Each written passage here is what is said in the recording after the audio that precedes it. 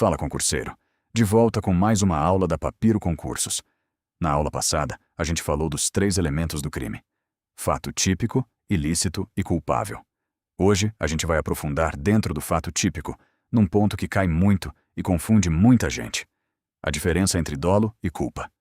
Bora entender de vez. Lembra que a conduta é o primeiro elemento do fato típico? Pois bem, toda conduta humana, para ser penalmente relevante, precisa vir carregada de um elemento subjetivo. Ou o agente quis o resultado, ou ele não quis, mas agiu sem o cuidado necessário. É exatamente essa distinção que separa o dolo da culpa. Dolo e culpa são as 2 formas possíveis da conduta. Em regra, todo crime no Brasil é doloso. A modalidade culposa só existe quando a lei expressamente prevê. Ou seja, se a lei não falar "se culposo, pena de", você pode assumir que aquele crime só existe na forma dolosa. Dolo é a vontade livre e consciente de praticar a conduta descrita no tipo penal. Em outras palavras, o agente quer o resultado, ou pelo menos assume o risco de produzi-lo.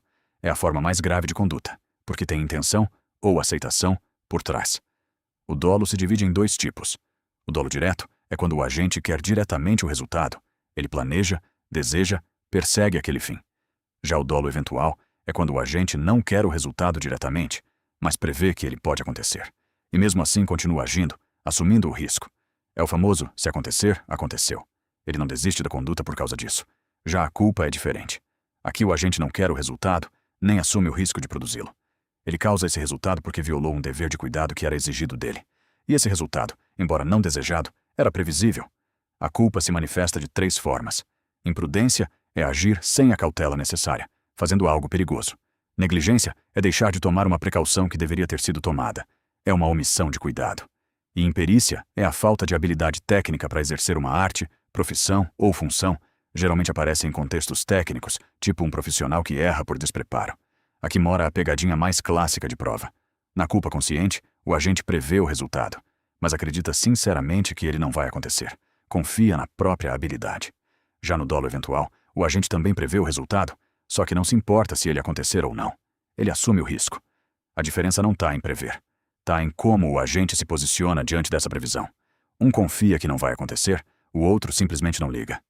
Resumindo, dolo é querer ou aceitar o resultado. Culpa é não querer, mas dar causa por falta de cuidado. E lembra, dolo se divide em direto e eventual. Culpa se divide em imprudência, negligência e imperícia. Grava esse mapa porque ele te salva em praticamente qualquer questão sobre elemento subjetivo do crime. Vamos praticar. Leia a questão com atenção antes de ver a resposta. Marcos, dirigindo em alta velocidade numa via urbana, atropela e mata um pedestre. Ele não queria matar ninguém, mas assumiu conscientemente o risco de produzir esse resultado ao dirigir daquela forma, sendo indiferente a ele. A conduta de Marcos configura: A. Culpa consciente. B. Dolo eventual. C. Culpa inconsciente. D. Dolo direto. Pausa o vídeo se quiser pensar antes de continuar. A resposta certa é a letra B, dolo eventual. Vamos entender por quê. A alternativa A, culpa consciente, está errada porque, embora ele preveja o resultado, na culpa consciente, o agente acredita que ele não vai acontecer. E aqui ele foi indiferente, não confiante. A alternativa C, culpa inconsciente, está errada porque nela o agente nem chega a prever o resultado. E aqui ele previu. E a alternativa D, dolo direto, está errada porque Marcos não queria matar ninguém. Ele não perseguia aquele resultado. Só assumiu o risco dele acontecer. Por isso, dolo eventual é a única alternativa que bate com previu, foi indiferente e não desejava diretamente, que é exatamente a letra B. Ficou claro a diferença entre dolo e culpa? Se ajudou? Deixa o like, se inscreve no canal e ativa o sininho para não perder a próxima aula.